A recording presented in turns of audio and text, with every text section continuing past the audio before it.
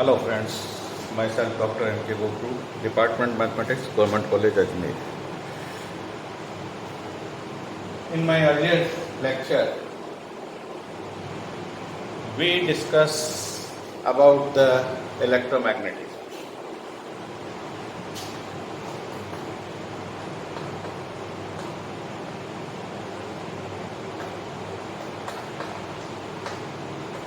And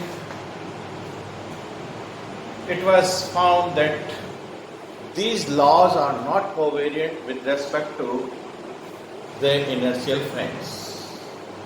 Means, in one inertial frame, velocity of light is say c, then in another frame, it is when another frame moving with respect to first frame is u dash, then we derived this equation u dash square is equal to c square plus v square minus twice cv cos I,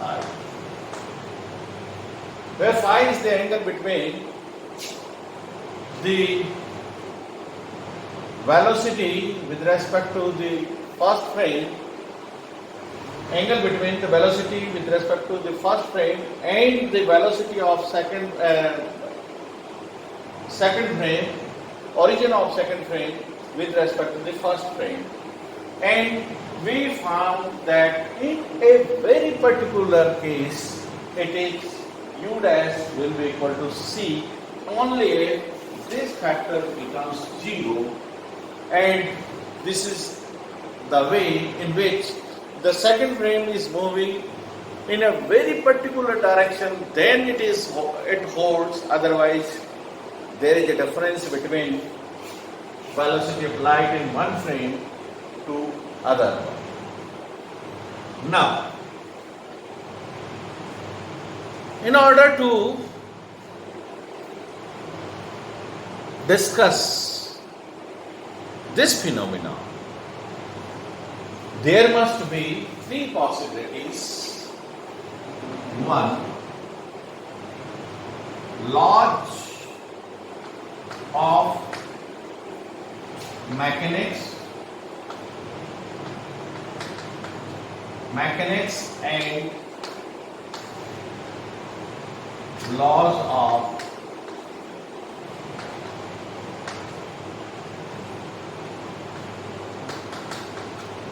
of mechanics and laws of electrodynamics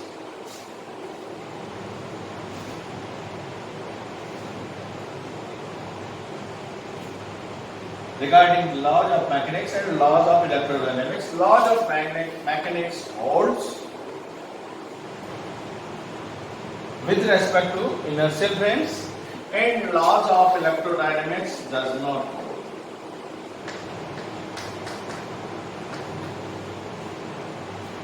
Laws of mechanics holds and laws of electrodynamics does not hold. Second,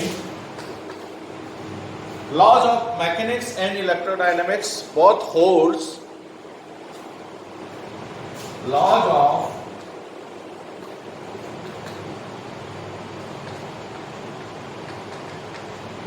mechanics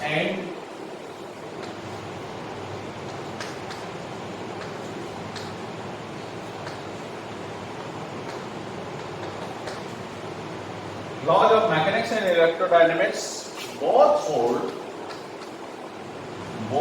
hold with reference to inertial frames. Laws of mechanics and laws of electrodynamics both holds, but we have to modify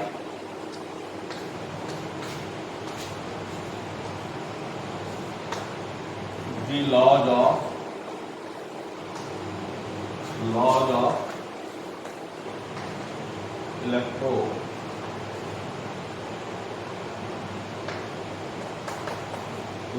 electrodynamics. Means there arises three situations.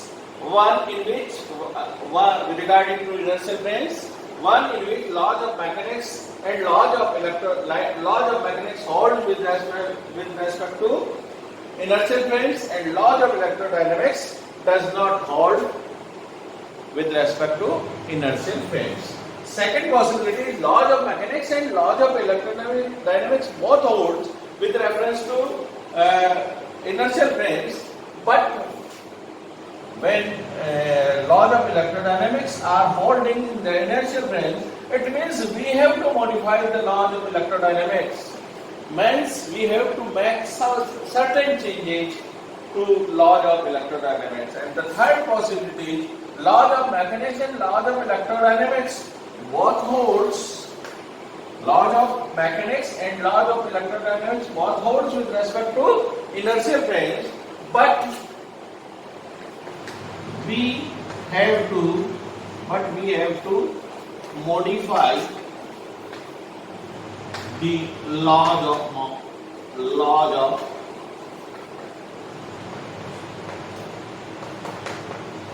mechanics. Means clear cut, laws of mechanics holds in inertial frame. In inertial frame,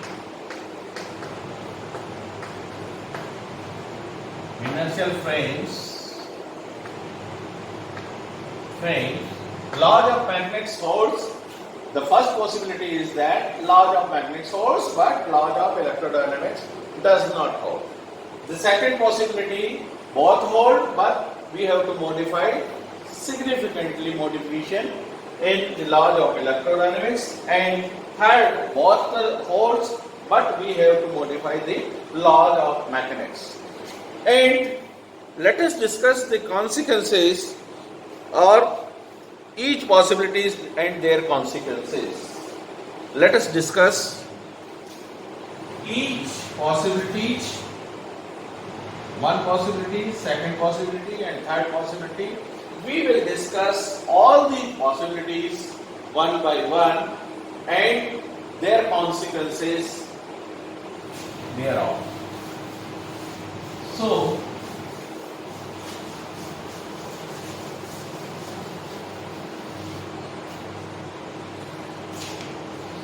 we can go with Michelson-Morley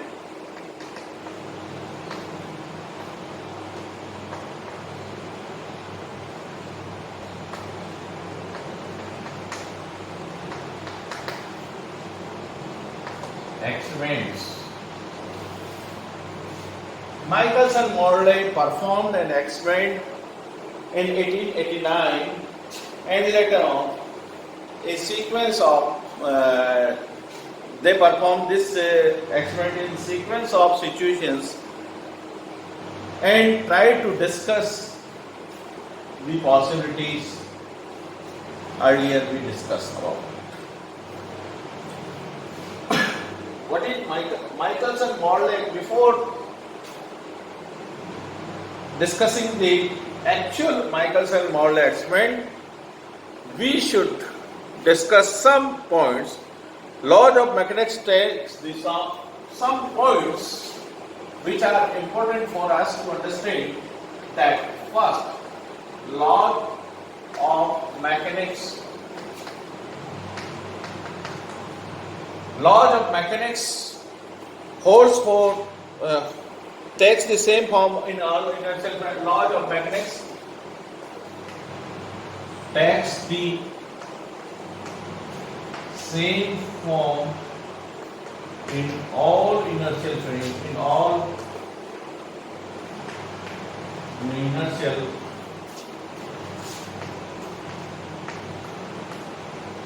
frames. The first possibility was that laws of mechanics holds in all inertial frames and absolute space. Thus, the conclusion is this: laws of mechanics holds. The conclusion is that absolute space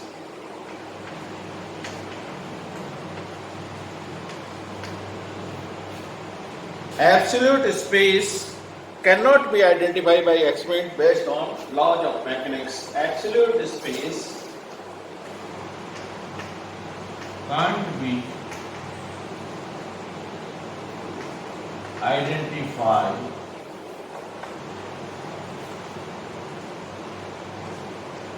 by the experiments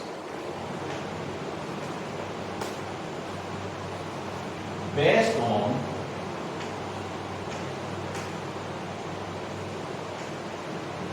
laws of means laws of mechanics takes the same form in all inertial frames. It means it suggests that absolute space, which was assumed earlier, ether and absolute space, all that are assumed, and thus we can conclude that absolute space cannot be identified by the experiment of based on laws of mechanics. Means in all experiments based on laws of mechanics, we cannot identify the absolute space. So, second,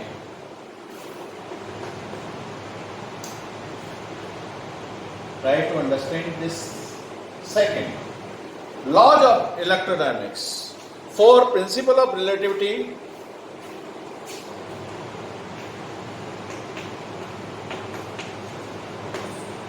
principle of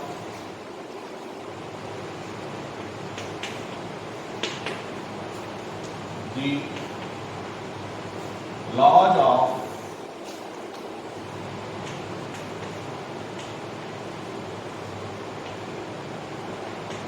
electrodynamics does not hold.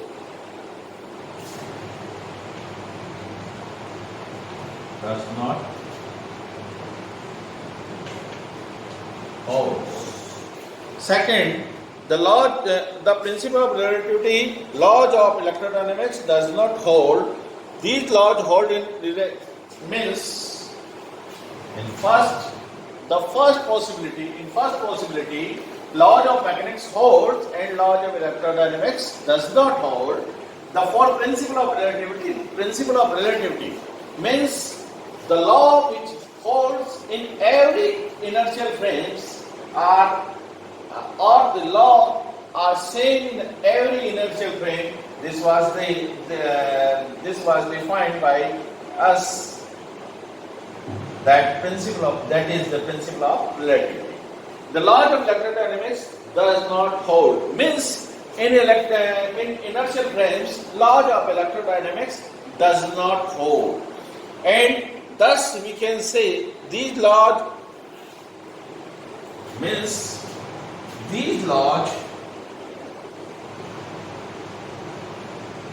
holds in a privileged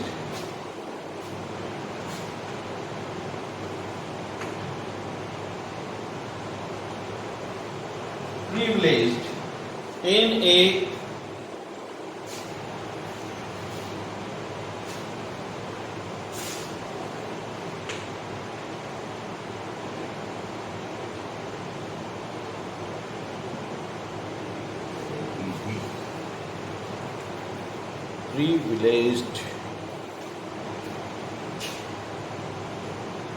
privileged. These laws hold in a privileged reference frame.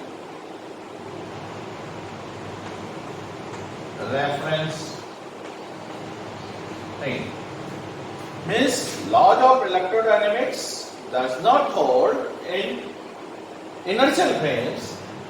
It means laws of electrodynamics hold in a privileged reference frame. Means there is a specific reference frame. We assume that this is the frame in which laws of electrodynamics holds in privileged reference frame, and the space to which the frame is attached, this frame, the space and the space to which this frame is attached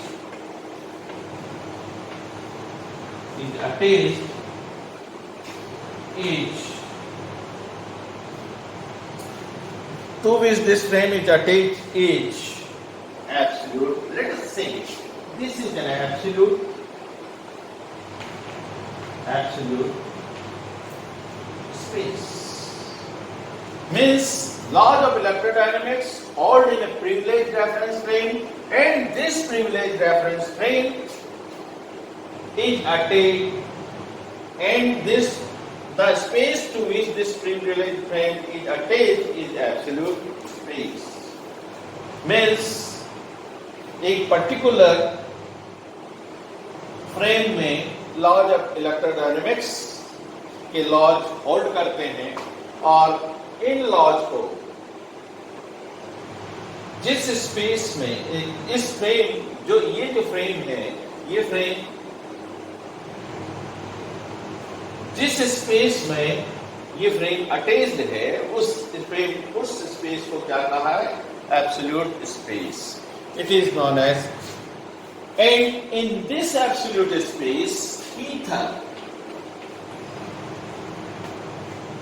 which was assumed during the discussion of laws of electrodynamics, the ether is at rest in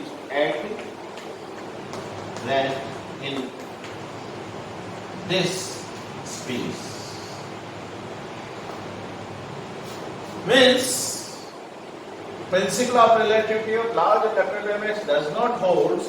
These laws hold in a privileged reference frame, and the space to which this frame is attached means this privileged frame is attached to an absolute space, and in absolute space, ether is at rest in this absolute space.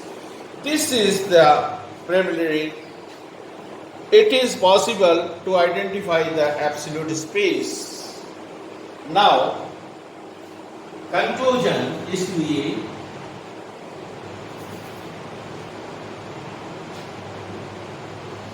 absolute space. I think इसके नीचे भी होगा.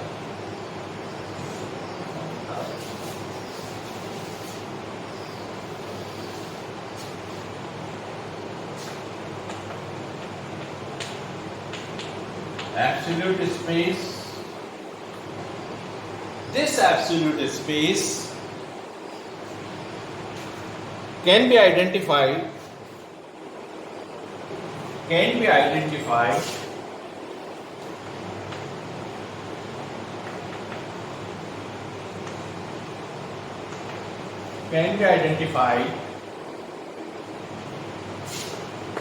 with the help of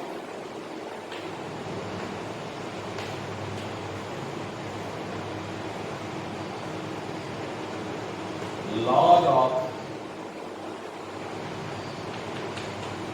and with the help of laws of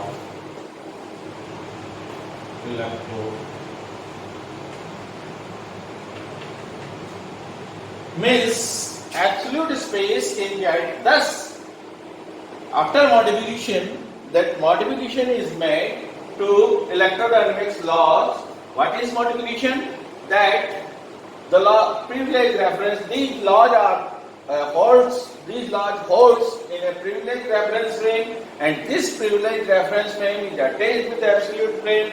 In absolute frame, ether is at rest, and this absolute frame, the absolute space can be identified with. Now this absolute frame can be identified with the help of laws of mechanics and with the help of laws of electrodynamics both. Now, in order to discuss the Michelson-Morley experiment, let us try to discuss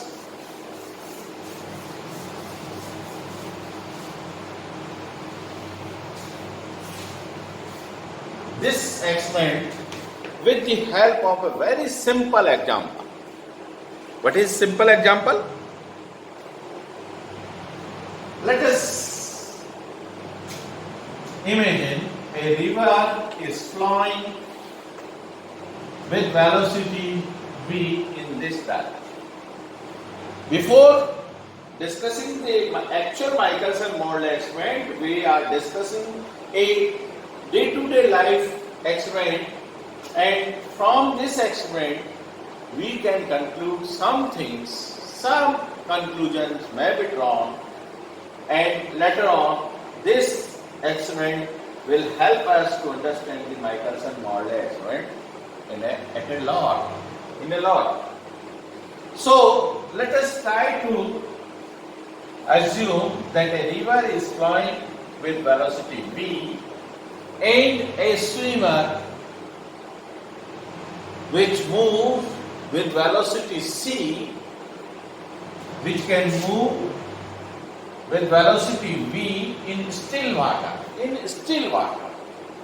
Now, this swimmer starts from the point A and moves up to point B and come back with covering this length L and again this length L, means 2L, total length is 2L, and the same swimmer tries to move to point D and come back to point A. Now what happens? This is the length A. The same length. Means this time taken by him to move from A to B and come back to point A will take time T1, and if he moves from A to D and come back to point A again and takes time T2, then what is the difference between with respect to earth,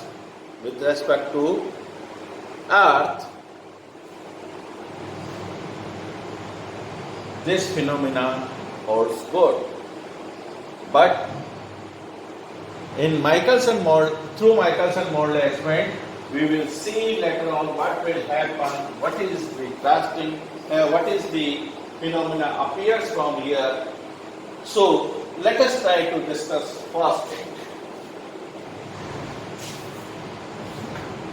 Now, from A to B, he takes his velocity of the swimmer is c and velocity of river is v. So total time taken by the swimmer from A to B is say T1 dash. This is equal to time taken by the swimmer from A to B will be equal to the distance by velocity, and in this case velocity c plus v, velocity of river plus velocity of swimmer. Velocity of river and velocity of swimmer adds because it helps the stream of the river, helps the velocity, helps the stream of velocity of stream will help the swimmer to go to this point B. So total time taken by this is T1 dash, and T1 double dash will be the time to come back from point B to A will be equal to L upon C minus V. Because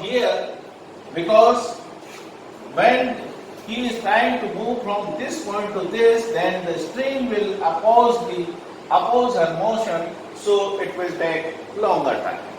And total time, let us say T1 is the total time taken by the swimmer, so it will be L upon from A to B and again to A, it will be equal to C plus V plus L upon C minus V.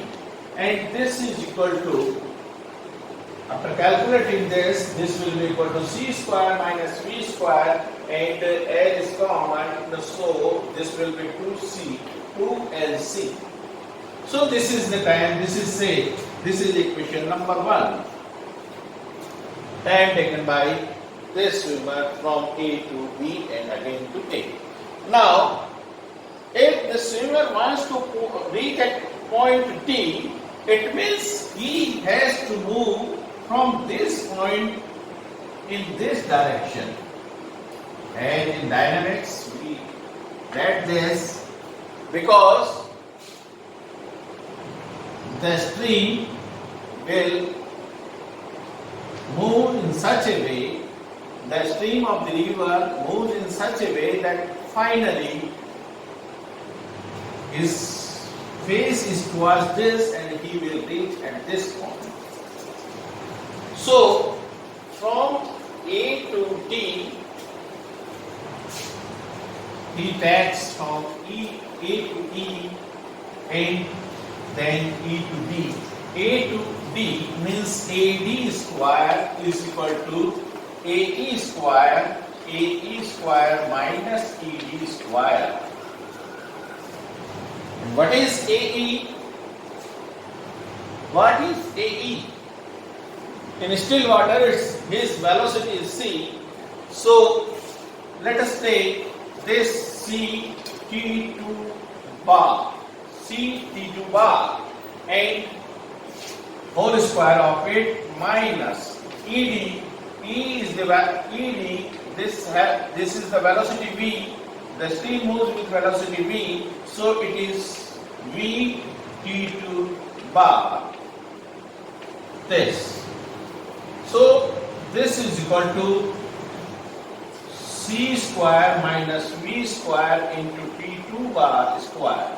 This is the time to reach from A to D. So time reach from A to D, T2,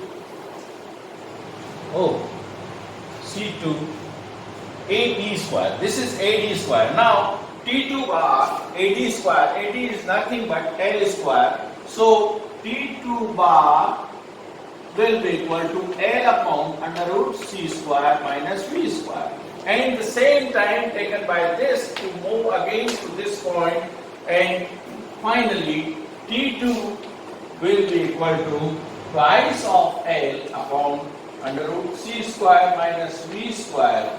And from here, equation number 1 and 2, we can see that the difference between these two will be equal to T1 minus T2 will be equal to twice LC minus C square minus V square minus twice L upon under root C square minus V square. And we notice here that this difference of these two times will not be equal to 0. But in actual experiment, we see that the difference in time is 0. So this is the result which restricts our supposition. Actual experiment, it is found that two times are same. Ether's velocity with respect to Earth means ether's velocity with respect to Earth. In this experiment, our motto is to find the velocity of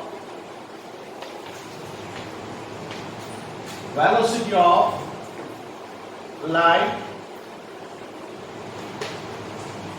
with respect to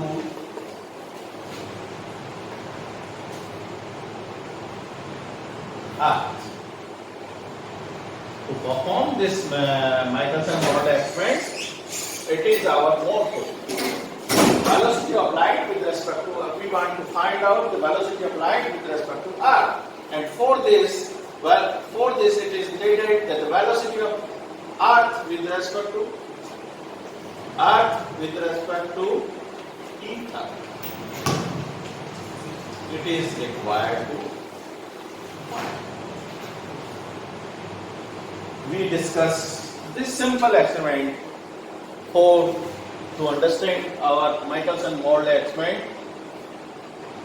In next lecture, we will discuss Michelson model experiment with the help of this experiment, this result, and discuss its results.